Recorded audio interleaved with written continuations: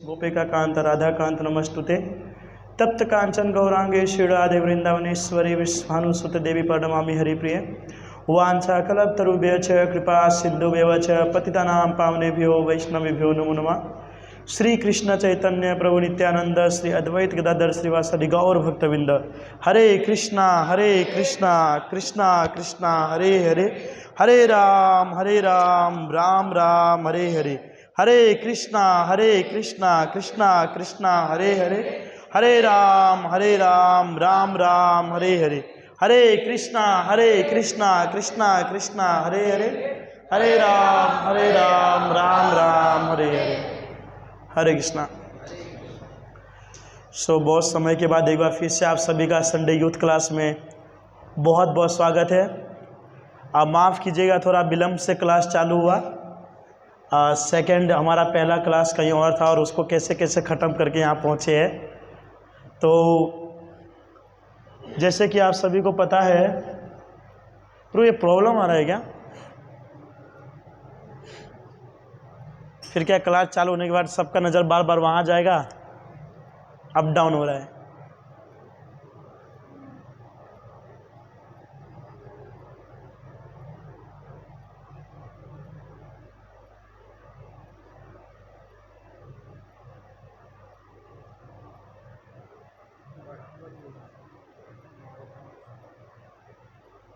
Ready ना?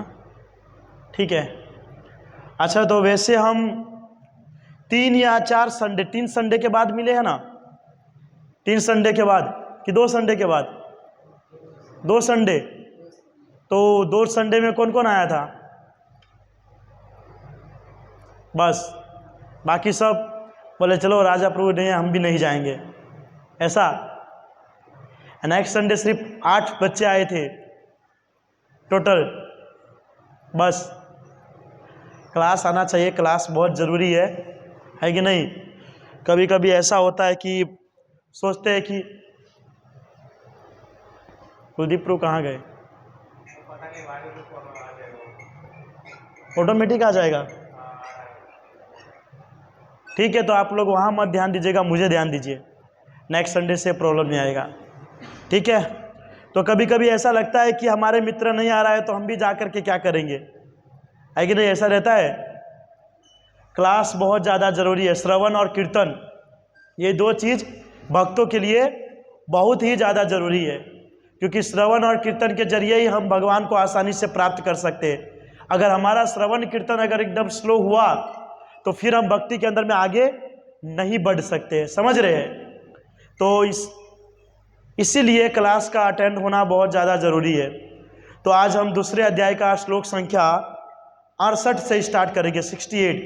इससे पहले हमने 67 नंबर श्लोक तक पढ़ लिए थे। आज से 68 नंबर स्टार्ट करेंगे और आई होप कि आज भगवत गीता दूसरा अध्याय हम कंप्लीट कर देंगे, नहीं तो लगते फिर अगले जन्म में भगवत गीता हमारा कंप्लीट होगा, ठीक है?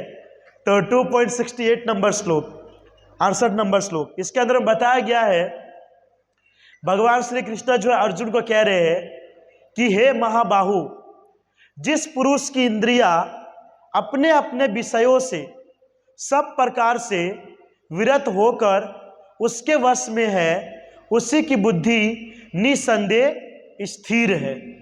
समझ रहे हैं? यहाँ पे बताया गया है कि जिस पुरुष ने अपने इंद्रिया के विषय को कंट्रोल में कर लिया है। इंद्रिया और विषय दोनों का अर्थ आपको पता है ना? इंद्रिया यानी हमारे है ना, आँख का नाक जीव मुंह, है ना, 5 इंद्रिया। और विषय देखना, सुनना, स्पर्श करना, है ना, ये सब हमारी 5 विषय होते हैं। तो कह रहे कि जो पुरुष अपने इंद्रियों के विषय को कंट्रोल में कर लेता है, वह जो है उसकी बुद्धि निसंदेह स्थिर हो जाता है, उसकी बुद्धि स्थिर हो जाता है। और अगर हमारा बुद्धि स्थिर हो जाता है, इसका मतलब हमारा मन जो है ऑटोमेटिक स्थिर हो जाता है। क्योंकि देखिए, जब हम इंद्रिय से, अपने आंखों से कोई भी वस्तु को देखते हैं या कान से कोई व्यक्ति को वस्तु को सुनते हैं, तो उसका डायरेक्ट इफेक्ट जाता है हमारे, कहाँ जाता है? मन के अंदर। आप कुछ देखते हैं, कुछ सुनते हैं, कुछ करते हैं, तो उसका डायरेक्ट इफेक्ट किस में जाता है? हमारे मन के अंदर में। अब मन के अंदर में जाता है तो इंद्रिया क्या करवाएगी मन से कि अगर वो चीज दिख गया हमको तो वो चीज मुझे प्राप्त करना है। तो मन तो डायरेक्ट प्राप्त कर नहीं सकता है कि नहीं? तो मन प्रभु बैठे हैं, तो मन डायरेक्ट प्राप्त नहीं कर सकता। मन क्या करेगा? किसके पास जाएगा? बुद्धि के पास। मन किसके पास जाएगा? बुद्धि के पास। अगर हमारी बुद्धि स्थिर है तो गलत चीज को करने से वो उसको रोक देगी, और अगर हमारी बुद्धि अस्थिर है, अगर हमारी बुद्धि अस्थिर है तो हमारी बुद्धि क्या कहेगी कि ठीक है कोई बात नहीं, गलत कार्य को कर लिया जाए। समझ रहे हैं ना? दो प्रकार के व्यक्ति का वर्णन आता है, एक स्थिर बुद्धि वाला और दूसरा अस्थिर बुद्धि वाला, है कि नहीं? जो स्थिर बुद्धि वाला जो व्यक्ति होता है ना, वो अपने इंद्रियों को, अपने विषय को कंट्रोल में करके रखता है। उसके मन के अंदर में कभी भी गलत विचार नहीं आता है। समझ रहे? कभी भी गलत थिंकिंग नहीं करता है। और अगर भक्ति करने के बावजूद भी हमारे अंदर गलत थिंकिंग आ रहे, गलत चीज देखने का मन कर रहा है, गलत चीज सुनने का मन कर रहा है, गलत करने का मन कर रहा है, यानी कि हमारा जो बुद्धि है वो अभी भी अस्थिर है, अभी भी अस्थिर है। यानी कि अभी भी हम भक्ति के लेवल के ऊपर में पहुंचे नहीं है। और मेरे हिसाब से 90% लोगों का यही सिचुएशन है कि नहीं? किसी का आंख कंट्रोल में है तो किसी का जीवा कंट्रोल में नहीं है, किसी का कान कंट्रोल में है तो किसी का हाथ कंट्रोल में नहीं है। और मन तो बिना चाबी का है, मन तो बिना चाबी का है। जब चाहे तब वहां पर हम उसको जाने देते हैं। कभी भी अपने अपने मन को वश में करने का प्रयास किए हैं? कोई है ऐसा जो प्रयास किया हो कि हाँ ये कार्य नहीं होना चाहिए और उसने उसको कंट्रोल में कर लिया हो? ऐसा कोई है? नहीं है। अगर किसी ने प्रयास भी किया होगा ना कि हम अपने मन को कंट्रोल में करें, फिर भी उसका मन उसके कंट्रोल में नहीं आया होगा, नहीं आया होगा। क्यों? क्या क्या क्या रीजन है? क्योंकि उसकी बुद्धि ही अस्थिर है, उसकी बुद्धि अस्थिर है, तो मन तो बिंदास रहेगा, है कि नहीं? अगर आप रूम को बंद करना चाहते हो तो ताला के अंदर में चाबी लगाना पड़ेगा ना, है कि नहीं? तब लॉक होगा। अगर आपके पास चाबी नहीं होगा तो क्या डायरेक्ट ताला लगा देंगे? चाबी के बिना पॉसिबल है ताला? नहीं पॉसिबल है। फिर क्या है? रूम भी एकदम खाली है, कोई भी आएगा कोई भी जाएगा कुछ भी करेगा, है कि नहीं? वैसे हमारा मन और बुद्धि का भी सेम कंडीशन है। मन जो है ताला के समान है और बुद्धि जो है उसकी चाबी है, उसकी चाबी है। अगर चाबी हमारे कंट्रोल में है तो हम अच्छे से उसको बंद कर सकते हैं, लेकिन चाबी कंट्रोल में नहीं रहेगा तो ताला तो खुला रहेगा, फिर इंद्रिया तो आओ जी और जाओ जी होता रहेगा, कहीं भी भटकेगा कहीं भी जाएगा। इसीलिए यहां पर यही बताया गया है कि ऐसा व्यक्ति जो अपने मन को, अपने इंद्रिया को, अपने विषय को वश में कर लेता है ना, उसकी बुद्धि जो है वो स्थिर रहती है। और आपको पता होगा भगवत गीता के अंदर में ही 42 नंबर श्लोक था, व्यवसाय आत्मिका बुद्धि एका यह कुरु नंदना बहु शाखा ही अनंता बुद्धि व्यवसाय नाम। उसके अंदर में क्लियर बताया गया था कि जो व्यक्ति का बुद्धि स्थिर होता है वही व्यक्ति जो है कृष्ण की भक्ति कर सकता है। जिसकी बुद्धि स्थिर नहीं है वो कभी कृष्ण की भक्ति साधना नहीं कर सकता है, नहीं कर सकता है। अच्छा, कोई बता सकता है स्थिर बुद्धि का अर्थ क्या है? स्थिर बुद्धि का अर्थ आप क्या समझते हैं?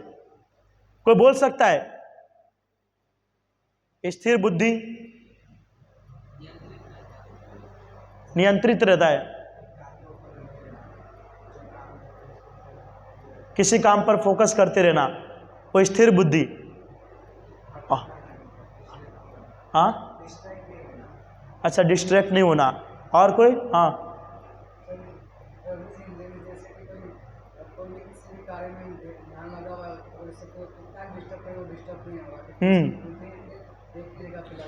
उसको स्थिर बुद्धि कहते हैं। और कोई? सब परफेक्ट ही बोल रहे हैं। और कोई बता सकता है स्थिर बुद्धि का डेफिनेशन? काम तो ऐसी वस्तु है ना गुरु जी, आप अपने बुद्धि को स्थिर नहीं करना चाहोगे ना तो भी स्थिर हो जाएगा। क्यों? क्योंकि पैसा आने वाला है, हो ही जाएगा ना, पैसा आने वाला है। आपका बुद्धि और कभी मन करता है कि सुबह उठ करके जॉब पे जाऊं? नहीं करता है ना, फिर भी जाना पड़ता है कि नहीं? तो उसमें तो हो ही जाता है, लेकिन स्थिर बुद्धि किसके अंदर में करना है? भक्ति के अंदर में, भक्ति के अंदर में। बाहर तो हमारा स्थिर अस्थिर दोनों चलता ही रहता है, भक्ति के अंदर में स्थिर करना है बुद्धि को। क्योंकि भक्ति में आने के बाद हम देखते हैं बहुत सारे भक्तों का पतन हो जाता है। भक्त होने के बावजूद भी मन के अंदर में ईर्ष्या, द्वेष, काम, क्रोध, लोभ, ये सब चीज चलता रहता है कि नहीं? चलता है कि नहीं चलता है? सब चलता रहता है मन के अंदर में। तो उसको स्थिर करना है, वो चीज को स्थिर करना है। और वो स्थिरता हमारे अंदर कभी आती है? नहीं आती है, कभी नहीं आती है। हमारी आंख से कुछ भी चीज दिख जाए ना, तुरंत हम उसके ऊपर में ऑब्जेक्शन उठाते हैं, तुरंत, ये ऐसा नहीं ऐसा है, ऐसा नहीं ऐसा है। तो स्थिर बुद्धि जो करना है हमको भक्ति में करना है। अस्थिर बुद्धि वाला इंसान कभी भी भगवान की भक्ति साधना नहीं कर सकता है, और अंत में जाकर के उसका 100% पतन होगा। इसलिए अपने बुद्धि को स्थिर रखना बहुत ज्यादा जरूरी है। पता है ना, जब नाविक माल भर करके जहाज के ऊपर में जाता है तो उसको पता है कि कहां पर जाना है। तो कितना भी समुद्र की लहर आएगा, कुछ भी करेगा, लेकिन उसको मंजिल अपना पता है, वो मंजिल पे जाकर के ही रुकेगा, है कि नहीं? वैसे हमारा भी ऐसा होना चाहिए कि कोई भी सिचुएशन हो, कुछ भी हो, लेकिन हमको हमारी बुद्धि को कंट्रोल में रख करके कृष्ण की भक्ति साधना करके कृष्ण की हमको प्राप्ति करना है। क्योंकि बाहर में हमारा सिचुएशन वैसा ही था, बाहर में भी हम काम, क्रोध, लोभ में फंसे हुए थे, राग द्वेष देख रहे थे। अब भक्ति में आने के बावजूद भी वही अगर हमारा सिचुएशन है, काम, क्रोध, लोभ, ईर्ष्या करना, तो ये दोनों के अंदर में कोई फर्क हुआ? कोई फर्क नहीं, कोई फर्क नहीं। बाहर वाला भी कहेगा मंदिर जाकर के क्या सुधर गया, तू तो मारा जेवा छे, सेम टू सेम, कोई चेंजेस नहीं। लेकिन भक्ति में आने के बाद व्यक्ति के अंदर में चेंजेस आना चाहिए, आना चाहिए। बहुत बार हम ऐसा देखते हैं कि कई सारे भक्तों के जीवन के अंदर में मंदिर में आने के बाद, भक्ति में आने के बाद चेंजेस आते हैं, लेकिन 1 साल के बाद वापस वही वास्तविक स्वरूप में चले जाते हैं। और हम बोलते ना जैसे को तैसा। वो बंदर और वो उसकी स्टोरी सुने होंगे ना आप, बंदर और वो कौन झाड़ पे, अरे मगरमच्छ, बंदर और मगरमच्छ की स्टोरी। मगरमच्छ जो है बंदर को कलेजा खाने की इच्छा करता है, पता है स्टोरी आपने सुना होगा कलेजा खाने का। तो उसके साथ कितनी मीठी मीठी बातें करता है, अब बीच नदी में ले जा करके सुहा करने का प्रयास करता है। वो अलग स्टोरी है कि बच जाता है। वैसे हमारा सेम कंडीशन है कि शुरुआत के अंदर में एकदम मीठी मीठी, एकदम बढ़िया भक्ति साधना, एकदम फोर्स में चलता है, और जब आगे बढ़ जाते उसके बाद वापस से सब नीचे आ जाता है। बहुत बार यूथ से मिलेंगे ना, प्रभु जी अब तो देखिए आप, मैं तो हर संडे आऊंगा, बहुत बढ़िया क्लास होता है, बहुत अच्छे से सुनूंगा, 16 माला करूंगा, रोज मंगला आरती आऊंगा, रोज भगवान का दर्शन करूंगा। और ये सब कितने समय तक रहेगा? मुश्किल से 1 महीना, 2 महीना, 3 महीना, 4 महीना, बस उसके बाद जय प्रभुपाद पूरा। ऐसा क्यों होता है? क्यों होता है? हमारी अस्थिर बुद्धि के कारण, अस्थिर बुद्धि के कारण। वो हमारे कंट्रोल में ही नहीं है। तो हमारे कंट्रोल में नहीं है तो मन जो बोलेगा वही कार्य करेगा, है कि नहीं? वो हमारे कंट्रोल में नहीं है तो मन जो कार्य बोलेगा वो करता रहेगा। इसलिए भक्ति में आने के बाद बुद्धि को स्थिर करना बहुत जरूरी है। प्रभुपाद महाराज जी कहते हैं बुद्धि को अगर कंट्रोल में करना है तो एकमात्र एक ही उपाय है। अब बताइए बुद्धि को किस प्रकार कंट्रोल में कर सकते हैं? रस्सी से बांध के, हाँ, जेल में डाल के, भगवान की सेवा में लगा के, और कोई? हरि नाम, और कोई? हरि नाम हमारे मन के मैल को धोता है। सत्संग करने से थोड़ा पास में है, 95% है, बस 5%। हाँ, श्रवण, आप भी 95 पे, गुरु के आश्रित रहने से, और भगवान की कथा सुनने से। आप लोग बहुत पास पास में, थोड़ा सा बच रहे हो। श्रवण में और थोड़ा ही फर्क है। हाँ,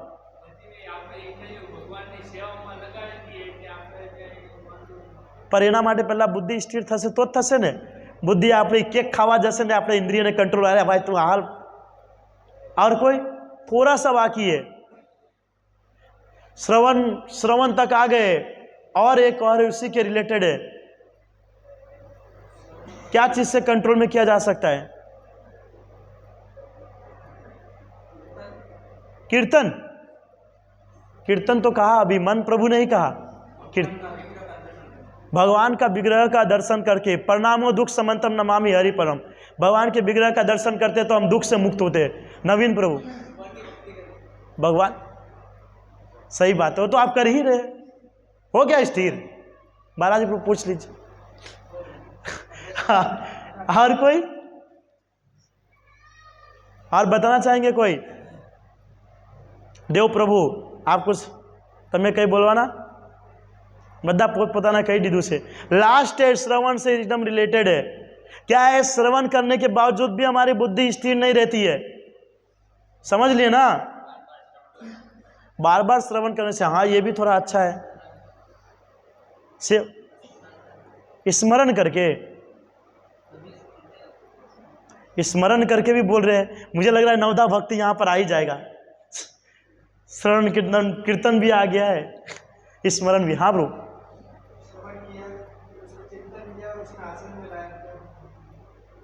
आप लोग एकदम परफेक्ट हो, लेकिन एक और बच रहा है। श्रवण के नीचे एक और चीज बच रहा है, एक चीज बच रहा है। ये सब एकदम सीरियल वाइज है। श्रवण के नीचे एक चीज और बच रहा है, तब जाकर के होगा। अध्ययन करके, अध्ययन और श्रवण के अंदर में जमीन आसमान का फर्क है। अध्ययन करके, शास्त्रों को पढ़ करके हम अपने बुद्धि को स्थिर कर सकते हैं। क्योंकि अगर श्रवण भी करोगे ना तो हमारी मेंटालिटी ऐसा है ना कि बोलेगा बोलने वाला व्यक्ति भी ठीक नहीं है। सही में बहुत बार ऐसा होता है हमको, क्योंकि बहुत बार एक्स्ट्रा हमको आता है ना, हमको एक्स्ट्रा आता है। तो कभी कभी श्रवण करने के बाद भी बोलेगा वो बराबर नहीं बोलता है, तो उससे बोलेगा वो खुद ही गधा है तो हम भी तो गधा ही बनेंगे। लेकिन शास्त्र जो है वो भगवान के द्वारा लिखा गया है, भगवान के द्वारा बोला गया है। तो कोई व्यक्ति जब शास्त्र का अध्ययन करता है ना, तब जाकर के अपने बुद्धि को स्थिर कर सकता है। प्रभुपाद महाराज जी ये बताते हैं कि भगवद गीता, भागवतम, ये सबको पढ़ करके आप अपने बुद्धि को स्थिर कर सकते हैं। और जो जब युद्ध करने से मना कर रहे थे तो इनडायरेक्टली यही है ना, बुद्धि अस्थिर है। लेकिन जब 45 मिनट का ज्ञान दिया भगवान ने तो बुद्धि कंट्रोल में आ गई, है कि नहीं? तो शास्त्र को पढ़कर के व्यक्ति जो है अपने इंद्रियों को, अपने बुद्धि को स्थिर कर सकता है कि नहीं? इसीलिए तो अनेक शास्त्रों का लिखित किया गया है हमारे लिए। लेकिन हम लोग इतने बड़े बड़े लोग हैं ना कि शास्त्र ही पढ़ने का समय नहीं रहता हमारे पास। तो कैसे बुद्धि स्थिर रहेगा? केवल श्रवण करने से बुद्धि स्थिर नहीं हो जाएगा। हाँ, हम राजा परीक्षित नहीं है कि 7 दिन 7 रात तक हम सुनते रहे। सुन लेंगे, आज 10 वाग्या सुधी लेक्चर राखसू। यही तो प्रॉब्लम है कि नहीं? हमारा लेवल वो नहीं है। श्रवण जो बोले वो ठीक है, लेकिन हमारा वो लेवल नहीं है। श्रवण पहले के लिए ठीक था, अब भी के लिए अध्ययन जरूरी है। अध्ययन, आज हम जिसको भी देखते हैं ना, जिसको भी पूछते हैं ना, सब सुन करके ही बोला जाता है। पूछ लेंगे ना शास्त्र में कहाँ बताया गया है, तो ऐसे मुंह लेके खड़े हो जाएंगे, प्रभु जी मैं तो बाबा का सुन रहा था। तो जब आप बाबा का सुनेंगे तो फिर शास्त्र को कौन सुनेगा? इतने शास्त्र क्यों बताया गया है? क्या करने के लिए? नींद ना आए इसलिए पन्ना खोल करके नींद लाने के लिए। हाँ, शास्त्र इसलिए बताया गया है कि शास्त्र को पढ़ करके आप अपने बुद्धि को स्थिर कर सकते हो। केवल श्रवण करने से आप जो अपने बुद्धि को स्थिर नहीं कर सकते। हमारी श्रवण की कैपेसिटी कितना है? मुश्किल से 1 घंटा, मुश्किल से बोल रहा हूं। या तो अर्धी कलाक में आम ने तेम ने फलाना ने मोबाइल ने, पछी आम ने कह रहे मोबाइल, आधे घंटे के अंदर में चालू हो जाता है। और श्रवण वाले किसको कहा गया आचार्य? राजा परीक्षित को। 7 दिन 7 रात ने हमारा 1 घंटा मुश्किल से होता है। इसलिए जब शास्त्र को जब हम पढ़ते हैं ना, तो वो क्या होता है कि उसका डायरेक्टली इफेक्ट हमारे बुद्धि के ऊपर में जाती है, और फिर जाकर के हम वो चीज को समझते हैं। हम डायरेक्ट किसी को बोलते हैं कि प्रभु जी आपको लहसुन प्याज नहीं खाना चाहिए, तो कोई सुनता है, कोई नहीं सुनता है। फिर क्या कहेगा? जो नहीं सुनेगा बोलेगा मुझे प्रमाण दीजिए। बोलता है कि नहीं? आप मुझे प्रमाण दीजिए, कहां लिखा है? और जैसे ही प्रमाण देते हो फिर वो उसकी बोलती बंद हो जाता है, तुरंत बंद हो जाता है। फिर वो स्थिर हो जाएगा। क्यों? कहां से उसका बंद हुआ? शास्त्र से, है कि नहीं? तो भक्ति के अंदर में आने के बाद हमको शास्त्र का अध्ययन करना जरूरी है। कम से कम हमको भगवत गीता तो पढ़ना ही चाहिए। हमारे प्रभुपाद जी के गुरु महाराज कौन है? भक्ति सिद्धांत सरस्वती ठाकुर महाराज। 7 साल की उम्र में 700 श्लोक अनुवाद और तात्पर्य के साथ याद कर लिए थे। आप लोग કેટલું થયું હશે? 7 થયું? हाँ, 7 भी हुआ हमारा? नहीं हुआ है। तो कहां से हमारी बुद्धि स्थिर होगी? जब शास्त्र का अध्ययन करोगे तब मिलेगा ना वो। लेकिन हमारे पास शास्त्र का अध्ययन करने के लिए समय नहीं है, या तो है लेकिन उस समय में कुछ और कार्य आ जाता है कि नहीं? एक वस्तु याद रखिएगा कि जब तक हमारा मन है ना और हमारी इंद्रिया, हमारी बुद्धि कंट्रोल में नहीं होगी ना प्रभु जी, तब तक हम भगवान का शुद्ध भक्ति साधना नहीं कर सकते। उपदेशामृत के अंदर पहला श्लोक है, वाचो वेगम मनः स क्रोध वेगम जीवा वेगम उद्रोपष्ट वेगम। अपने वाणी को कंट्रोल में करना, मन को कंट्रोल में करना, क्रोध को कंट्रोल में करना, जीवा को कंट्रोल में करना, तब जाकर के आप जो है कृष्ण भक्ति साधना कर सकते हैं। हम क्या बोलते हैं? हमारा बोलने का ढंग नहीं है, कुछ सुनने का ढंग नहीं है, कुछ चीज के ऊपर में हमारा कंट्रोल नहीं है, न क्रोध के ऊपर में कंट्रोल है, न मन के ऊपर कंट्रोल है।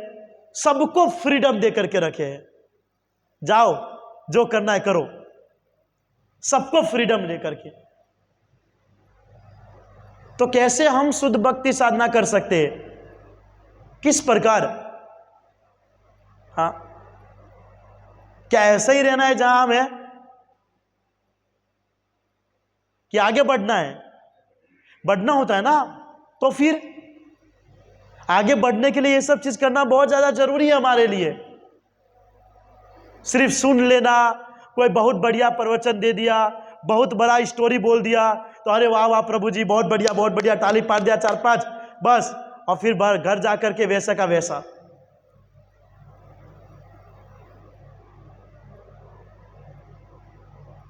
इससे हमको कोई फर्क नहीं पड़ता है, समझ रहे हैं ना? स्टोरी तो बचपन से सुनते आ रहे हैं आप। हमको शास्त्र के तात्पर्य को समझना जरूरी है, श्लोक को समझना जरूरी है, क्या कहना चाहता है, किस प्रकार कृष्ण की शुद्ध भक्ति हम आ गए हैं तो उसको आगे कैसे बढ़ाना है, यह समझना बहुत जरूरी है। हम देखते हैं भक्ति में आने के बावजूद भी भक्तों का वही सिचुएशन रहता है, वही सिचुएशन रहता है, बदलता ही नहीं है, ऐसा का ऐसा ही रहता है। 5 साल 15 साल 20 साल 30 साल के बाद भी देखोगे ना तो सेम वैसा ही वैसा। कभी कभी तो लगता है कि उनसे पूछे प्रभु जी आप करते क्या है? सीधे डिओटी तो बन गए लेकिन करते क्या है? आप पहले भी पहले स्टैंडर्ड में थे और 30 साल के बाद भी पहले स्टैंडर्ड में है।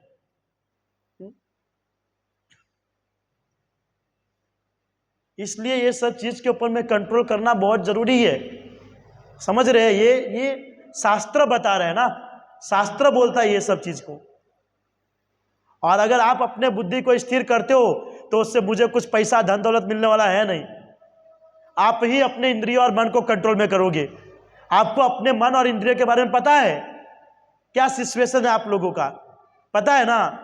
कहां कहां भागता है, क्या क्या चाहता है, क्या क्या करना चाहता है। लेकिन हम उसको कंट्रोल में नहीं कर पाते। क्यों? क्योंकि हमारी बुद्धि स्थिर नहीं है। इसलिए जितना हो सके उतना शास्त्रों का अध्ययन करो। शास्त्र का अध्ययन करना बहुत ज़्यादा जरूरी है, तब जाकर के हमारी बुद्धि जो है स्थिर होगी, वरना वैसा का वैसा ही रहेगा।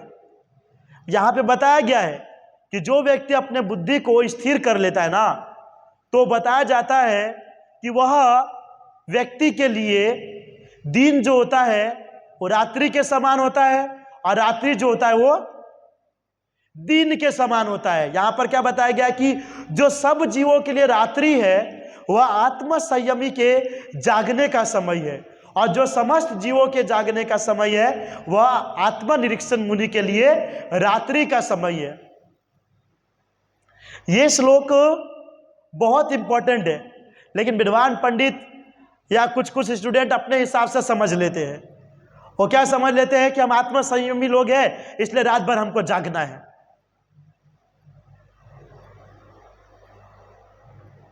इस श्लोक का अर्थ बहुत अलग तरीके से निकालते हैं लोग। क्या बताएंगे कि जो सब जीवों के लिए रात्रि है ना, वह आत्म संयमी के जागने का समय है, और जो समस्त जीवों के जागने का समय होता है वह आत्मनिरीक्षण मुनि के लिए रात्रि का है। यानी क्या कहा जाएगा, जब पूरी दुनिया जब जागती है तब भक्त लोग जो होता है उसका सोने का समय है, और जब भक्त लोग जागता है तो पूरे दुनिया का सोने का समय है। यही समझते हैं श्लोक का अर्थ, है कि नहीं? ये श्लोक का अर्थ प्रभुपाद महाराज जी ने बहुत बढ़िया, थोड़ा ध्यान पूर्वक सुनिएगा। यहां पे बताया गया कि बुद्धिमान मनुष्यों की दो श्रेणियां, अभी मैंने जस्ट कहा था, जो बुद्धिमान जो व्यक्ति होता है उसके दो प्रकार होते हैं। एक श्रेणी के मनुष्य इंद्रिय तृप्ति के लिए भौतिक कार्य में निपुण होते हैं। एक ऐसा व्यक्ति होता है जो ओनली फॉर इंद्रिय तृप्ति के लिए भौतिक कार्य करने में निपुण होते हैं, जैसे कि बाहर का व्यक्ति। ओके। और दूसरी श्रेणी के जो मनुष्य होते हैं वो आत्मनिरीक्षक है, वो हर समय जो है आत्म साक्षात्कार करने के लिए जागते रहते हैं। समझ रहे हैं? वो आत्म साक्षात करने के लिए जागते रहते हैं। एक व्यक्ति का श्रेणी ऐसा है कि दिन रात जो है स्ट्रगल करता रहता है, क्या करने के लिए? भौतिक इंद्रिय तृप्ति के लिए। और दूसरा एक व्यक्ति होता है जो हर समय क्या करता रहता है? आत्म साक्षात्कार करने के लिए प्रयास करता रहता है। समझ रहे? आगे क्या कहा गया है, विचारवान पुरुषों या आत्मनिरीक्षक मुनि के कार्य भौतिकता में लीन पुरुषों के लिए रात्रि के समान है। ओके। जो व्यक्ति पूरे संसार जो भोग विलास करता है ना, दिन भर में स्ट्रगल करता है, वो साधु संतों के लिए वो जो है रात के समान है। रात के समान यानी क्या, कि ऐसा नहीं कि पूरा रात। रात का अर्थ ये है कि उसको भौतिक संसार के व्यक्ति से कोई लेना देना ही नहीं है, कोई लेना देना ही नहीं है। जैसे अभी देखिए, अभी पूरे संसार के लोग आज संडे है, मजे कर रहे होंगे, खाएंगे पिएंगे सोएंगे पार्क में जाएंगे, और आप सब बेचारे आप सब यहां पर आकर के कृष्ण का कथा सुन रहे हैं, है कि नहीं? तो ये आत्मसंयमी व्यक्ति। और रात भी सेम यही होता है। जो साधु होते हैं रात को भी जागने का अर्थ ये है कि उस समय में वो जो है शांति से भगवान का स्मरण कर पाता है। शांति। आपने बहुत सारे ऐसे साधु संतों को देखा होगा, सुना होगा कि पहले के साधु संत जो है लाखों लाखों वर्षों तक तपस्या किया करते थे, लाखों लाखों वर्षों तक तपस्या किया करते थे। उसके लिए दिन और रात का कोई मतलब है ही नहीं, कोई मतलब नहीं। रात को भौतिकवादी व्यक्ति जो होते हैं भोग करते हैं, और दिन को भी वो भोग करते हैं। लेकिन जो साधु संत होते हैं वो दिन में भी आत्म साक्षात करने का प्रयास करता है, और रात को भी यही विचार करता है कि किस प्रकार मैं अपने आप को आत्म साक्षात्कार कर सकता हूं। आत्म साक्षात्कार का अर्थ पता है आपको? आत्म साक्षात्कार यानी अपने आप को जानना, यह भी है, और स्वयं की खोज। ओ, आप थोड़ा हिंदी में परफेक्ट बोल रहे हैं और सिंपल हिंदी में, दोनों एक ही है। अपने आप को जानना, स्वयं की खोज, या अपने आत्मा को भगवान के साथ कनेक्ट करना, आत्म साक्षात्कार। आत्म साक्षात्कार यानी कि आत्मा का जो वास्तविक स्वरूप है वो चीज को बतलाना। जैसे आपने बराबर ही कहा स्वयं की खोज, वही चीज है कि आत्मा को उसके वास्तविक स्वरूप को बतलाना। जो ध्यानी भक्त होता है, जो शुद्ध भक्त होता है, जो ज्ञानी भक्त होता है, जो भक्ति साधना करना चाहता है, वो लोग क्या करते हैं, अपने आप को जानने का प्रयास करता है। वो आत्मा के वास्तविक स्वरूप को जानने का प्रयास करता है रात दिन, और ऐसा ही व्यक्ति जाकर के भगवान की कृपा को प्राप्त करता है।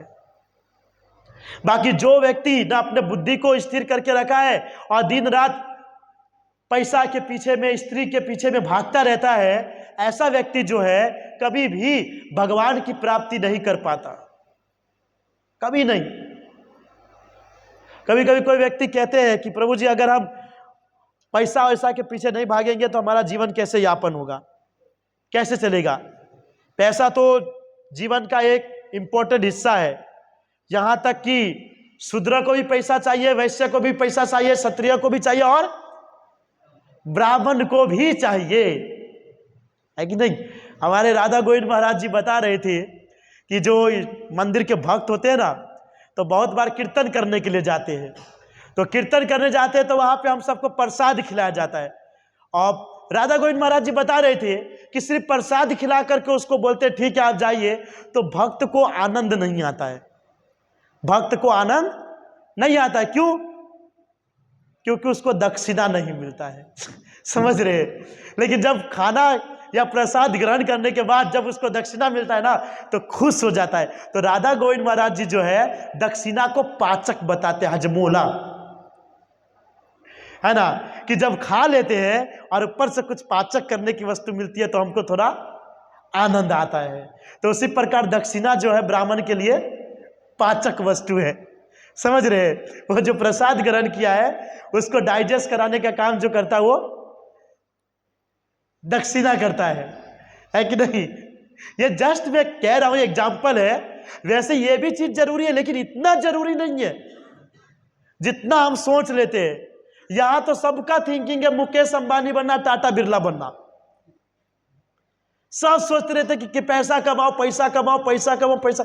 इतना मतलब कि मैं कभी कभी लगता है कि पैसा कमा करके लोग क्या कर लेंगे, आए दुनिया को खरीद लेंगे, हाँ राजा सिकंदर बन जाएंगे, क्या करेंगे। माता पिता डरते रहते बच्चा इस कॉल में चल जाएगा, पैसा नहीं कमाएगा तो बेचारे का शादी नहीं होगा। बोलेगा लड़का क्या करता है, हर संडे यूथ क्लास जाता है 5 से 6 में। ठीक है, आप अपने लड़के को यूथ क्लास से भेजिए, शादी ब्याह कराने की जरूरत नहीं है कि नहीं। तो ये जरूरी है, लेकिन इतना ज्यादा जरूरी नहीं है जितना जरूरी हमारे लिए भगवान की भक्ति साधना है। ये सबसे ज्यादा जरूरी है हमारे मनुष्य जीवन के लिए। इसलिए चाहिए कि हर समय हम कृष्ण का स्मरण करें और हर समय आत्म साक्षात्कार करने का प्रयास करें, समझ रहे हैं। देखिए दूसरे तरीके से भगवत गीता को भी समझाया जाता है, लेकिन हमको भगवत गीता को समझना नहीं है, बल्कि भगवत गीता को हमारे जीवन के अंदर में उतारना है, समझ रहे हैं। भगवत गीता को समझना नहीं, वो पहले से ही समझे हुए है, वो पहले से ही समझे हुए है, समझ रहे हैं। उसको समझना नहीं है, समझाना नहीं है, उस पॉइंट को हमारे जीवन के अंदर में उतारना है। तब जाकर के हमको हमारे वास्तविक जीवन का उद्देश्य पता चलेगा। कई बार लोग ये भी सोचते हैं कि प्रभु जी हम जहां पर जाते हैं हर क्लास के अंदर में एक ही पॉइंट बार बार बार बार बार बार बार बार बोला जाता है, लेकिन पॉइंट ही वही है, तो आप बोलेंगे क्या। अब आपका खाना खाने का टाइम 10 बजे का है, तो मम्मी बार बार यही बोलेगी ना, खाना खा ले, खाना खा ले, खाना खा ले, खाना खा ले, कि बोलेगा भाई रात को 10 बजे जॉब पे चला जा। तो हमारा मनुष्य जीवन का उद्देश्य ही यही है, कृष्ण की भक्ति प्राप्त करना, कृष्ण को प्राप्त करना। तो हर समय वही बोलेंगे ना कि किस प्रकार आप कृष्ण की प्राप्ति कर सकते हो। लोग भगवत गीता को अलग अलग तरीके से समझाते हैं, लेकिन आप भगवत गीता पढ़े अगर प्रभुपाद महाराज जी का, आप देखो प्रभुपाद महाराज जी हर तात्पर्य के अंदर में भक्ति योग को डाल दिया है, हर तात्पर्य के अंदर में भक्ति योग को डाला है। पढ़े है पूरा भगवत गीता कभी? हर तात्पर्य के अंदर में भक्ति योग को डाला है प्रभुपाद महाराज। क्यों? क्योंकि इसी के जरिए जो है व्यक्ति अपने आप को आत्म साक्षात्कार कर सकता है और भगवत प्राप्ति कर सकता है। कोई भगवत गीता को लेकर के ज्ञान लेना चाहेगा, हाँ, कोई ध्यानी बनना चाहेगा, कोई कर्म योगी बनना चाहेगा, भाई इनके लिए भगवत गीता नहीं है। समझ गए ना? ध्यान योगी, ज्ञान योगी और कर्म योगी बनने के लिए नहीं है। कर्म योगी नहीं भी पढ़ोगे ना तो भी बन जाओगे, हाँ, तो भी बन जाओगे। आपका खाना पीना सोना उठना बैठना कर्म ही है। और ध्यान योगी, अब ये डिस्कशन करें, सो रहे यानी कि ध्यान में चले गए। और ज्ञान योगी, आप पढ़िए कि नहीं पढ़िए, आपसे बड़ा तो ज्ञानवान व्यक्ति कोई है भी नहीं है। कहीं पर राय की जरूरत हो, बोलेगा पहले मेरी बात सुनिए प्रभु जी। हमने देखा है गांव के अंदर में, हाँ, कभी कभी कोई गांव के अंदर में किसी का लड़का बीमार पड़ जाएगा ना, पूरे गांव की लेडीज आएगी, गरम पट्टा लगाइए, ठंडा पट्टा डालिए, अदरक खिलाइए, वो पत्ता ला करके दीजिए, वो दवाई, वो जड़ी बूटी। बाप रे बाप, ऐसे लगता है कि यही बड़े बड़े डॉक्टर उपस्थित हो गए। तो कर्म योगी, ध्यान योगी, ज्ञान योगी जो है आपको ऐसे ही मिल जाएगा। उसके लिए आपको कुछ करने की जरूरत नहीं है, कुछ जरूरत नहीं है। जिसको ABCD आता है, 1 2 3 4 आता है, वो भी तो ज्ञान वाला ही है ना। ज्ञान है तभी आ रहा है ना। अब जिसने कभी स्कूल ही नहीं पढ़ा, उससे पूछिए ABCD, ए का मतलब ही नहीं पता होगा, तो भी ज्ञान योगी हुआ। हाँ, और ध्यान वाले तो करते ही है बहुत सारे। कोई नाक के ऊपर में ऐसे करके एकदम, कोई ओ, कोई हिमालय में जाकर के बैठ जाएंगे, पैर ऊपर हाथ नीचे, ध्यान। तो ये तो ऑटोमेटिक आ जाता है।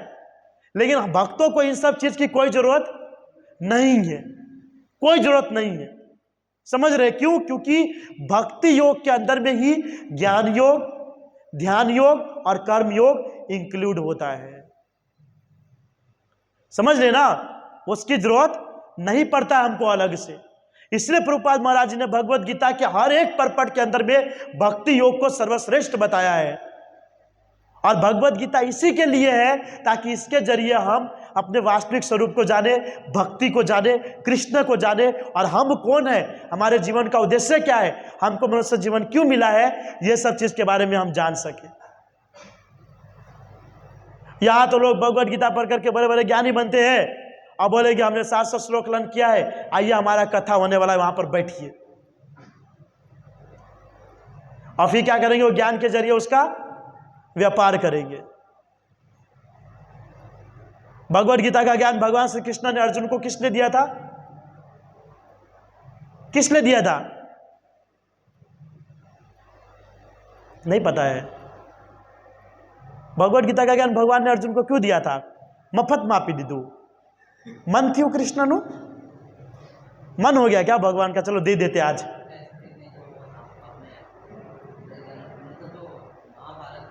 निष्कर्ष बताइए, ऐसे नहीं, ये श्लोक के आप बता रहे तात्पर्य, निष्कर्ष क्यों दिया ज्ञान?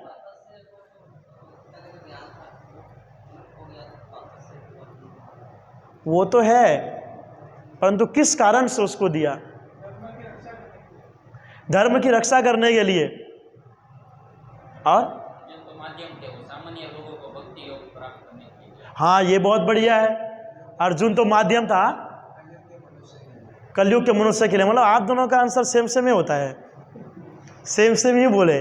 और यही रियल में है कि अर्जुन को जो ज्ञान दिया गया था भगवत गीता का, वो किस लिए दिया था? हम जैसे जीवों के लिए, हम जैसे जीवों के लिए। लेकिन देखे नहीं थे, एक हमारे क्लास के अंदर में एक बीच में आए थे एक प्रभु जी, वो बोले थे ना कि भगवत गीता का ज्ञान तो अर्जुन को भगवान ने दिया, फिर हम क्यों ले वो ज्ञान? अब क्या अर्जुन को ज्ञान योग, भक्ति योग, ध्यान योग के बारे में नहीं पता है? बताइए तो। अर्जुन जो भगवान कृष्ण के मित्र है, सखा है, नर नारायण के अंदर में नर अर्जुन है, क्या उनको ज्ञान देने की जरूरत है? नहीं। उसके जरिए हम सबको वो ज्ञान देना चाहते थे, लेकिन हम क्या करते हैं? हम पढ़ करके ये ज्ञान हम कृष्ण बन करके दूसरे को देते हैं। कहते ना कि हम खुद 16 माला नहीं करेंगे, दूसरे को बोलेंगे आप इसको में पहली बार आए प्रभु जी, प्रभुपाद महाराज जी ने कहा 16 माला कंपलसरी करना है, और खुद 5 माला करेगा। समझ रहे? ये सिचुएशन है। भगवत गीता पढ़ लेते हैं लेकिन उसको जीवन के अंदर में हम उतारते नहीं है। हाँ, लेकिन ये हमारे जीवन में उतारने के लिए, समझने और समझाने के लिए नहीं है। आप समझेंगे क्या? इसमें क्या समझना है? समझना तो फालतू की चीज होती है, सोशल साइंस, जिसके अंदर में मुगल राजाओं के बारे में बताया गया है खाली, और एक एक राजाओं का नाम लिखते थे, समझते थे कि राजा ने क्या किया था, हमारे सोमनाथ मंदिर पे हमला किया था, यहां हमला किया, ये कर लिया, वो खजाना ले गया। ये इसको तो हमारे जीवन के अंदर में उतारना है। हाँ, इसीलिए भगवत गीता दिया गया है, बाकी समझने या समझाने के लिए, व्यापार करने के लिए नहीं। इसीलिए इससे पहले मैंने कहा कि भगवत गीता को पढ़ना हमारे लिए बहुत ज्यादा जरूरी है, और आसानी से पढ़ा भी जा सकता है। मुझे तो समझ नहीं आता लोग क्यों नहीं पढ़ पाते हैं। अभी वो क्या बोलते हो, स्टोरी आता है, कॉमिक बोलते हैं ना, कॉमिक बुक, कॉमिक आता है कुछ, वो पूरा मतलब 500 पन्ना होगा ना, तैयो ही करके पूरा पढ़ लेंगे, 500 के 500 पन्ने पढ़ लेंगे। हाँ, वही किसी कार्टून की स्टोरी होगी, पूरा पढ़ लेगा। अरे गुजराती लोगों को आवे नहीं अंदर, क्या बोलते हैं, जोक, गुज्जू भाई करी, गुज्जू भाई, हाँ, जो भी आता है तो पूरा का पूरा पढ़ डालेंगे। आप प्रभु जी भगवत गीता आते तो पहले ही पन्ना पे। अब मुझे तो ये समझ ही नहीं आता कि उसके अंदर में और इसके अंदर में प्रॉब्लम क्या है, बताइए तो। वो भी लिखा हुआ है, ये भी लिखा हुआ है, ऊपर से वो पढ़ने से कुछ मिलने वाला नहीं है। 2 मिनट के लिए दांत बाहर निकालेंगे, फिर दांत बाहर आएगा तो फिर वो डंडी लगा के अंदर करेंगे। अब भगवत गीता पढ़ेंगे तो ज्ञान की प्राप्ति होगी, भक्ति योग के बारे में जानने को मिलेगा, हमारे जीवन के बारे में जानने को मिलेगा। लेकिन वास्तविक स्वरूप को छोड़ करके फालतू के अंदर में हम मन लगा करके रखते हैं। आगे का श्लोक बताया गया है कि जो पुरुष समुद्र में निरंतर प्रवेश करती रहने वाली नदियों के समान इच्छाओं के निरंतर प्रवाह से विचलित नहीं होता और जो सदैव स्थिर रहता है, वही शांति प्राप्त कर सकता है। वह नहीं जो ऐसी इच्छाओं को तुष्ट करने की चेष्टा करता हो। इनडायरेक्टली श्लोक का अर्थ यही है कि जो व्यक्ति अपने बुद्धि को स्थिर कर लेता है ना, वही इंसान इस संसार के अंदर में रहकर के शांति की प्राप्ति कर सकता है। जिसका मन स्थिर नहीं है, बुद्धि स्थिर नहीं है, वो व्यक्ति कभी भी शांति की प्राप्ति नहीं कर सकता। वो अरबोपति बन जाए, खरबोपति बन जाए, या पूरे राजा बन जाए, फिर भी उसका मन जो है कभी शांत होने वाला नहीं है। इसे की स्टोरी एक याद आया, बहुत बढ़िया स्टोरी है। तो एक बार क्या हुआ था कि बहुत बड़े राजा थे, वो राजा बीमार पड़ गया। अब बीमार पड़ गया राजा, तो जितने भी सैनिक थे वो सभी गए बड़े बड़े डॉक्टर को बुलाने के लिए, वैद्य को बुलाने के लिए। तो सब आए, राजा को देखा, कोई ठीक नहीं कर पाया, कोई ठीक नहीं कर पा रहे थे। फिर बाहर के गांव से बहुत बड़े विद्वान वैद्य थे, उसको बुलाया गया। तो उसको बुलाया और बोला कि देखो, राजा की तबीयत बहुत गंभीर है और अभी तक जो है ये ठीक नहीं हुआ है, सभी वैद्य देख करके चले गए, आप बताइए कैसे होगा ठीक। तो उस वैद्य ने कहा कि इसको ठीक करने का एक उपाय है। तो बताइए वो उपाय क्या है? हम सब उपाय करने के लिए तैयार है। बोला कि ऐसा व्यक्ति का कोट है ना, ऐसा व्यक्ति का कोट राजा को देना पड़ेगा जो हमेशा आनंद में रहता है, जो हमेशा आनंद में रहता है। अब बताइए तो इस संसार के अंदर में कौन हमेशा आनंद में रहता है? हमारे कृष्ण के अलावा सच्चित आनंद, उसके अलावा कौन आनंद में कोई रहता है?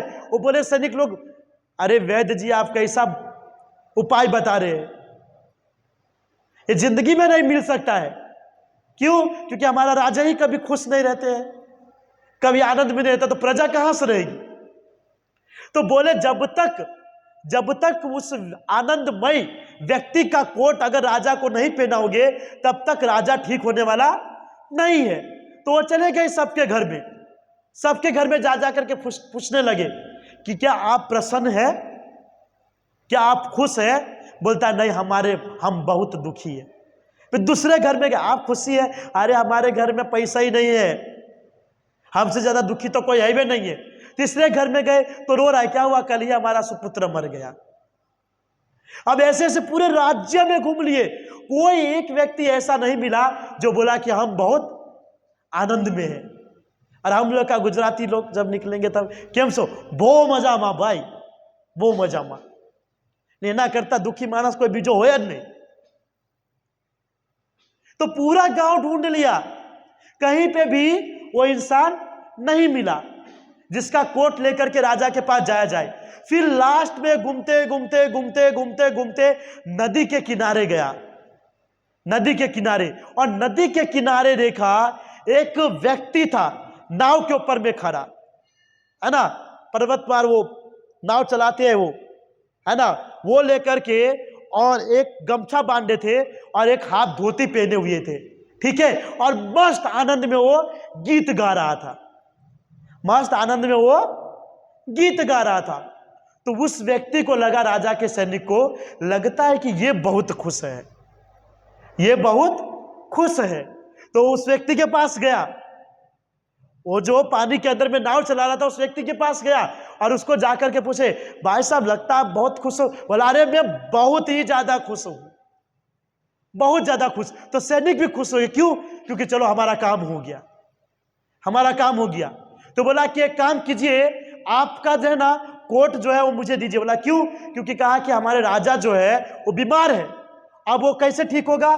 जो सबसे आनंदमय व्यक्ति है उस व्यक्ति का कोट अगर उसको दिया जाएगा तब जाकर के वो खुश होगा। तो उस नाविक ने कहा मेरे ऊपर कोट नहीं है ना, इसीलिए मैं सबसे ज्यादा खुश हूं,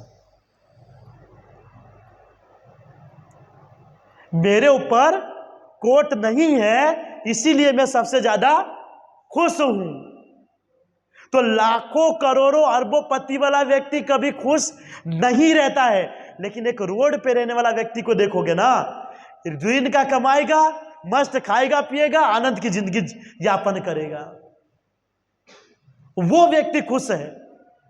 दुर्योधन के पास इतना सारा संपत्ति होने के बावजूद भी कभी उसके जीवन में शांति थी? कभी नहीं। अब विदुर जी, हाँ, जो साग रोटी खाया करते थे, उसका जीवन देखिए, आनंदमय खुशहाल जीवन। तो कहने का अर्थ यही है, जिसको भौतिक भोग की कोई इच्छा नहीं है, जिसको भौतिक संसार की किसी वस्तु से आसक्ति नहीं है, वही व्यक्ति रियल में शांत बन सकता है और आनंदमय बन सकता है। और ऐसे ही व्यक्ति के जीवन के अंदर में आनंद की अनुभूति होती है, शांति प्राप्त होती है। पर हमारा कैसा थिंकिंग है कि नहीं नहीं नहीं, उसके पास तो 2-2 मर्सिडीज है, एगो फरारी है, 2-2 गो बंगला है, हाँ, तो हमको क्या लगता है कि वो बहुत खुशी होगा। कभी घर के अंदर में उसके जाओगे ना, 2 वक्त बेचारा को रोटी खाने का समय नहीं मिलता होगा। आपने देखे बड़े बड़े लोगों का हाल, हाँ, मुंबई में जाकर के देखिएगा, टाइम नहीं रहता है खाने का, मुंह के अंदर में एक ब्रेड लेगा और कुत्ते की तरह ट्रेन में चलता रहेगा। ये सिचुएशन होता है बड़े बड़े लोगों का। ऐसे लोग के जीवन में कभी भी शांति की प्राप्ति नहीं होती है। इसलिए तो दुर्योधन को छोड़ करके भगवान कहां गए प्रसाद लेने के लिए? विदुर जी के पास। क्योंकि जहां पर शांति होती है, जहां पर स्थिरता होती है, जहां पर भक्ति होती है, जहां पर श्रद्धा होती है, जहां प्रेम होता है, वहां पे हमारे कृष्ण होता है।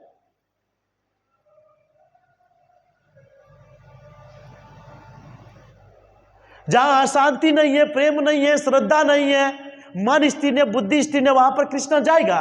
नहीं जाएगा। हम गंदे काम करेंगे, गंदे बोलेंगे, गंदे विचार करेंगे तो हमारी गंदगी वाली शरीर के अंदर में कृष्ण आएंगे? हाँ, नहीं आएगा। इसीलिए व्यक्ति को चाहिए कि हमारे बुद्धि को, हमारे मन को स्थिर करे, ताकि हमको जीवन के अंदर में शांति की प्राप्ति हो। और शांत मनुष्य ही, धैर्यवान व्यक्ति ही जो है भगवान की शुद्ध भक्ति साधना कर सकता है। जो हर समय अशांत रहता है ना, पता ही नहीं चलता है, जब ऐसा लगता है कि उसके चेहरे पे 12 ही बजाए, कभी शांत देखोगे नहीं, कभी इधर कभी उधर, कभी यहां वहां, फाफा बायराज करे, शांति नो है लाइफ में अंदर। वो कभी कृष्ण को प्राप्त नहीं कर सका। दिन में भी काम, रात को भी काम, सुबह भी काम, काम काम काम काम काम,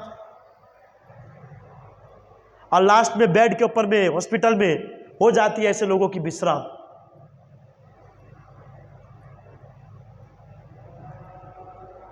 अब देखिए, राजा ऋषभदेव अपने 100 पुत्रों को उपदेश देते हैं ना, नायम देवोदे बजाम लोके कष्टान कमानता विदुजा में तपो दिव्यम पुत्र का एन सत्वम शुद्ध ए दिस्मात ब्रह्म सख्य तवंतम, कि जो मनुष्य जीवन मिला है कुकर सुकर की तरह जो है हमको मल मूत्र ग्रहण करने के लिए, स्ट्रगल करने के लिए नहीं मिला है। मनुष्य जीवन मिला है उस परम शांति की प्राप्ति करने के लिए। उस परम शांति की प्राप्ति करने के लिए मनुष्य जीवन मिला है। लेकिन हम क्या है, हम अपने जीवन को स्वयं अशांत डाल के रखे, अशांति बना करके हम खुद रखते अपने जीवन को। इसका जिम्मेदार हम स्वयं हैं। लेकिन हम क्या कहते हैं कि हम एकदम, हमारे जीवन के अंदर में अशांति फैली हुई है। कल ऑनलाइन क्लास में कौन कौन था? ऑनलाइन क्लास में कल रात को भगवान अल्पेश प्रभु, आप लोग ऑनलाइन क्लास में, ऑनलाइन क्लास के अंदर में सेकेंड पॉइंट था, पहले तो अस्वीकार ना करना, और दूसरा पॉइंट था कि जब स्वीकार करता तो बोलता है किसकी कृपा से मिल रही है? भगवान की कृपा से मिल रही है, सब दुख तकलीफ मुझे ही दिया जा रहा है। ये पॉइंट है ना कल ऑनलाइन क्लास में। ये सिचुएशन होता है लोगों का, अपने अशांति का कारण स्वयं होता है, लेकिन किसको दोष दे देता है? भगवान को।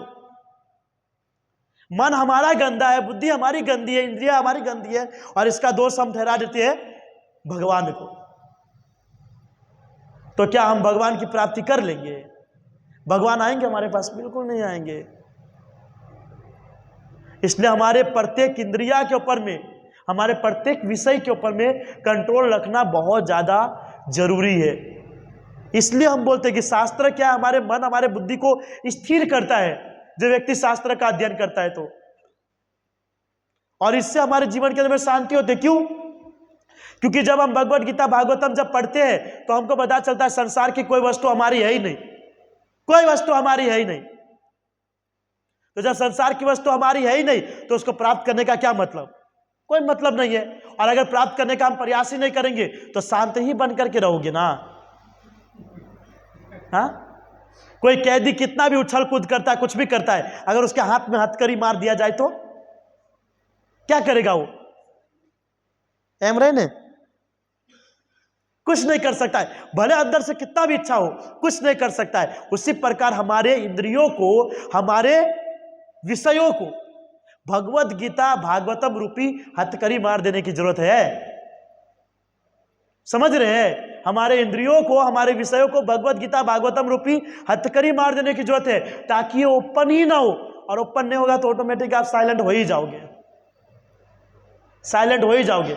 लेकिन जब तक हथकड़ी नहीं मारोगे ना, तब तक आप लोग वायलेंट रहोगे, फटा पोस्टर निकला हीरो। समझ गए ना?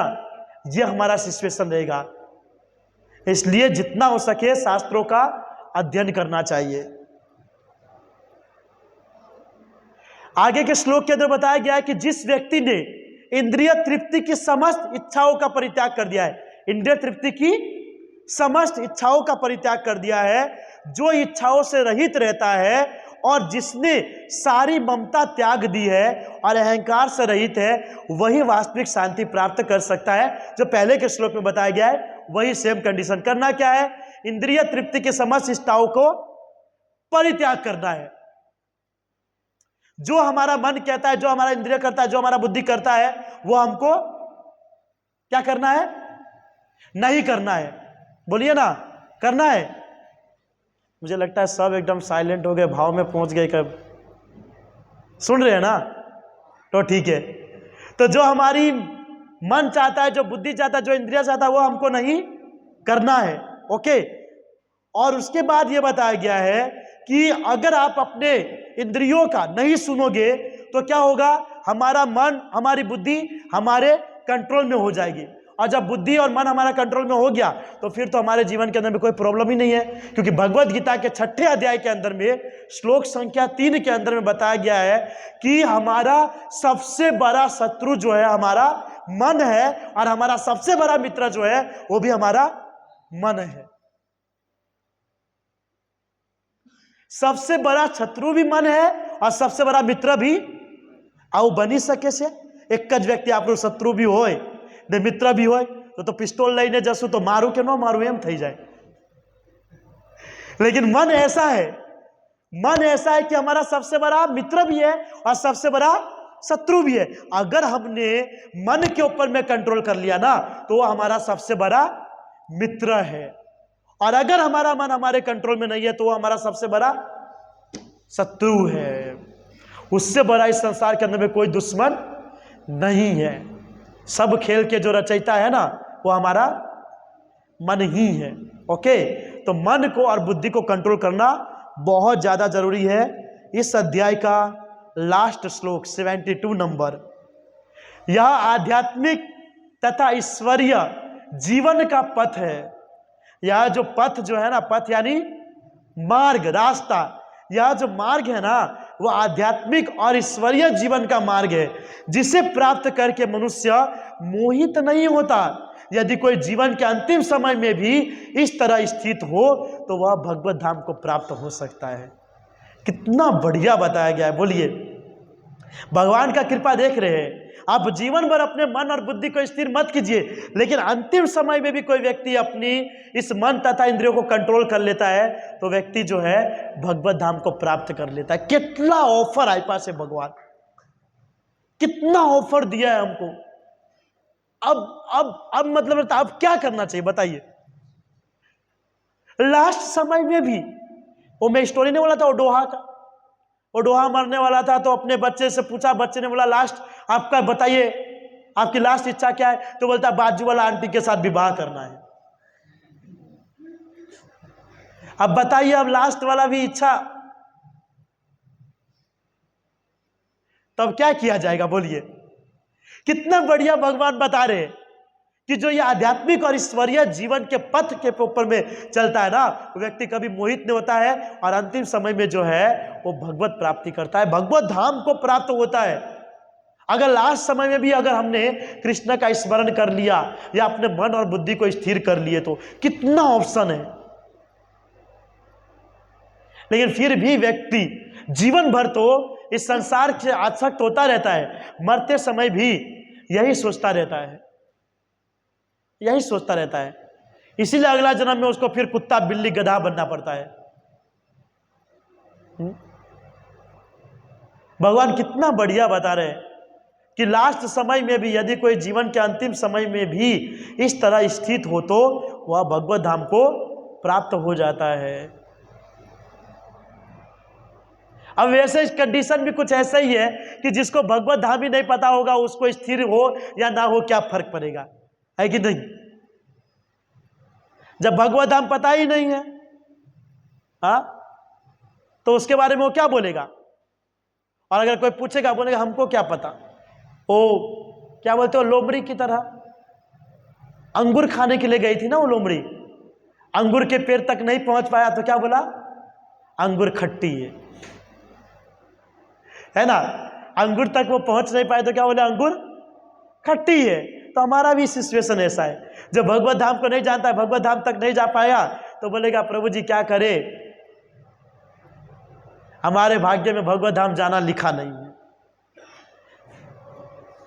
ऐसा कोई व्यक्ति नहीं है जिसके जीवन के अंदर में ऐसा लिखा हो कि भगवत धाम जाएगा, नरक जाएगा, स्वर्ग जाएगा। अपने अपने कर्म के हिसाब से व्यक्ति अपने अपने गति को प्राप्त करते। उधर्व गच्छन्ति सत्वस्था मध्य तिष्ठन्ति राजसा जघन्य गुरु वृत्तिस्था अधो गच्छति तामसा। जो सबसे ऊपर लेवल के जो व्यक्ति होता है वो उधर्व गच्छति सत्वस्था, जो सत्व गुण में रहता है वो डायरेक्ट गोलोक और बैकुंठ धाम को जाता है। मध्य गच्छन्ति राजस्था, जो मध्यम यानी कि जो भौतिक संसार के अंदर में भी रहता है लेकिन अच्छे कर्म किया रहता है वो कहा जाता है मध्य लोक में यानी कि स्वर्ग लोक में जाता है। और जगन्य गुण वृत्तिस्था अधो गच्छति तामसा, जो व्यक्ति पूर्ण रूप से खराब कार्य करता है वो अधोगति यानी कि नरक की ओर जाता है। तो हमारे कर्म के ऊपर में डिपेंड करता है। हम भगवत धाम भी जा सकते हैं, स्वर्ग लोक भी जा सकते हैं और नरक लोक भी जा सकते हैं। हम एकदम फ्री है, एकदम फ्री है, हम जो चाहे वो कर सकते हैं। समझ रहे हैं? विमान भी आप है, विमान को चलाने वाले भी आप ही है। विमान भी आप है, विमान को चलाने वाले भी आप है। अब आपको देखना है कि आप अपने आप को रिमोट से कहां लेकर के जाते हो, गोलोक वृंदावन कि हमारे प्रिय यमराज जी के पास या हमारे इंद्रदेव के पास। ऑप्शन हमारे पास है। इंटेलिजेंट व्यक्ति जो होगा वो डायरेक्ट भगवत धाम जाने की इच्छा करेगा, और जो इंटेलिजेंट व्यक्ति नहीं होगा वो क्या करेगा? नरक की ओर प्रस्थान करेगा, या बोलेगा नहीं नहीं प्रभु जी मैं तो स्वर्गलोक में जाऊंगा, वहां पर बहुत भोग करूंगा, यहां पर कम किया ना इसीलिए, यहां कम मिला होगा इसलिए वहां पर जाएगा। अरे बहुत सारे लोगों से पूछते हैं ना कि आप मरने के बाद हम तो स्वर्ग जाएंगे, और एक तो सबसे बड़ी दुख खबरी ये है कि इस संसार के अंदर में देखा कोई मरता है ना तो स्वर्गवासी। ये कैसे पॉसिबल है? वो दारू शराब मीट वीट सब खाया रहता है, मरने के बाद लिखता है स्वर्गवासी ये प्रभु जी आज गए। बाप रे बाप, मतलब दारू पिया शराब पी करके वो डायरेक्ट स्वर्ग में प्रवेश कर गया। क्या क्या सिचुएशन आ गया लोगों। પછી नरक में कौन जैसे आकाश प्रभु आवा लोगों स्वर्ग, ये सब स्वर्ग में जाएगा तो फिर नरक में हम लोग ये डायरेक्ट ऐसे लिख देते हैं स्वर्ग पुण्य तिथि ऊपर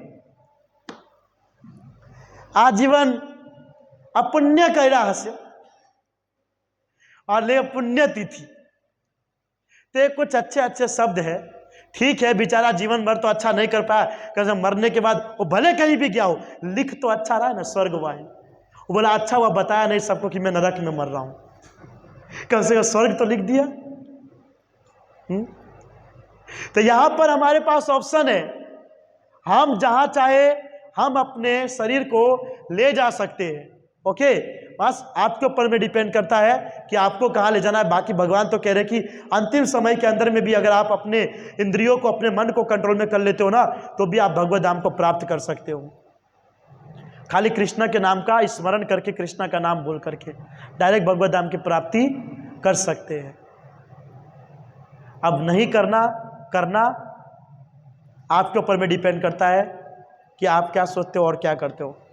ठीक है, भगवत धाम जाना हो तो आपके रिमोट के अंदर में बटन होगी, कौन सा वाला? ये वाला, ये टिकट है, गोलोक वृंदावन धाम का टिकट है। ये अगर लेकर के रखोगे ना तो डायरेक्ट कहाँ? गोलोक वृंदावन, गोलोक धाम, और ये रहेगा तो स्वर्ग धाम, और ये रहेगा तो नरक धाम। तो सब टिकट आपके पास है, सब टिकट अवेलेबल है ना, सब टिकट अवेलेबल है। जो आपको खरीदना है मन पसंद, सबका पसंद होता है अलग अलग, आपके पसंद के ऊपर में जो टिकट आपको अच्छा लगे वो टिकट कटवा लीजिए, कुछ करने की जरूरत नहीं होगा, ऑटोमेटिक पहुंच जाओगे। हाँ, सिर्फ टिकट कटवाना है, ऑटोमेटिक पहुंच। और जांच पड़ताल भी करने नहीं आएंगे कि आपने टिकट वो वाला लिया है, आपका नाम का है कि नहीं, डायरेक्ट आप पहुंच ही जाओगे जगह पे। हाँ, इसलिए बढ़िया टिकट है हमारा ये, इस टिकट को लीजिए और भगवत धाम जाइए। ठीक है, जगत गुरु श्री प्रभुपाद की गौर प्रेमानंदी। किसी का कोई प्रश्न है तो कर सकते हैं। आज हमारा सेकेंड अध्याय कंप्लीट हुआ है बालाजी प्रभु की कृपा से। अगले क्लास से हम तीसरा अध्याय, बाकी बोल आम्बू चाइलो अभी जो अध्याय, और सबसे ज़्यादा लंबा दूसरा अध्याय है, और इम्पोर्टेंट भी सबसे ज़्यादा दूसरा अध्याय भगवत गीता का सार है। दूसरा अध्याय बहुत इंपॉर्टेंट है। अब तीसरे अध्याय में हर संडे हम सुनेंगे किसके बारे में? कर्म योग के बारे में, जो हम रात दिन करते रहते। एक के बाद एक श्लोक कर्म ही कर्म ही कर्म कर्म कर्म कर्म, इतना आप कर्म सुन लोगे ना कि सोचोगे कि कब मैं कर्म से बाहर होऊंगा। जब भागवतम के अंदर में 11वां स्कंद का यहाँ क्लास चल रहा था, तो जब क्लास चालू हुआ था तो बार बार 4 वर्ण 4 आश्रम, 4 वर्ण 4 आश्रम। बेचारा जो वक्ता रहते वो सोचते रहते बोलूं तो बोलूं क्या, उनके भी 4 वर्ण आ रहा है, उसमें भी 4 वर्ण आ रहा है, उसमें भी 4 वर्ण, और 4 वर्ण को कितनी बार बताएंगे, है कि नहीं, बार बार वही चीज को। तो अगला जो अध्याय आएगा वो कर्मयोग। दूसरा अध्याय बहुत इंपॉर्टेंट था, इसके अंदर बहुत सारी बातें थी, रियलिटी था सब चीज। लेकिन थर्ड योग जो है हमारा कर्मयोग से स्टार्ट होगा, फिर चौथा दिव्य ज्ञान, और उसके बाद धीरे धीरे धीरे धीरे चलती रहेगी हमारी गाड़ी, छुक छुक छुक छुक छुक, स्टॉप तो होगी नहीं। और अच्छा रहेगा कि इसी जन्म में अगर भगवत गीता पूर्ण हो जाए तो ठीक है, नहीं तो नेक्स्ट जन्म में 5 यूथ क्लास चालू कर सू, 5 થી 6। किसी का कोई प्रश्न? भगवान प्रभु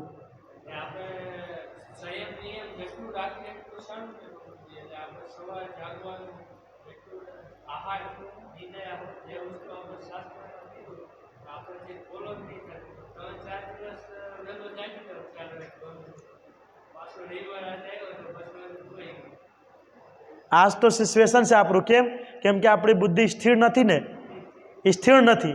એ બુદ્ધિ સ્થિર છે કોઈ કોઈ જગ્યા, ખબર કેવી રીતે, કે સવારે ને સાંજ આપણને જમવાનું છે, હા એમાં સ્થિર।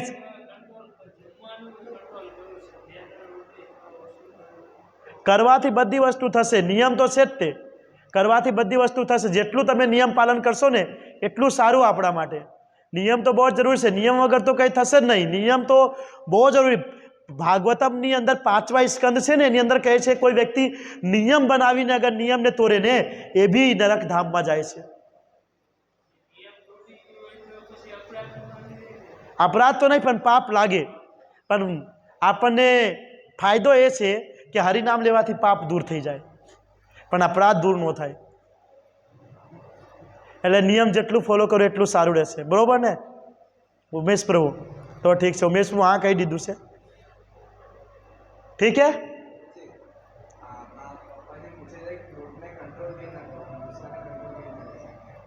क्रोध ने कंट्रोल केवी रीते करी सकिए, प्रभु जी नो प्रश्न है। क्रोध को कंट्रोल क्यों नहीं कर सकते? जब आप प्रत्येक चीज को कंट्रोल में कर सकते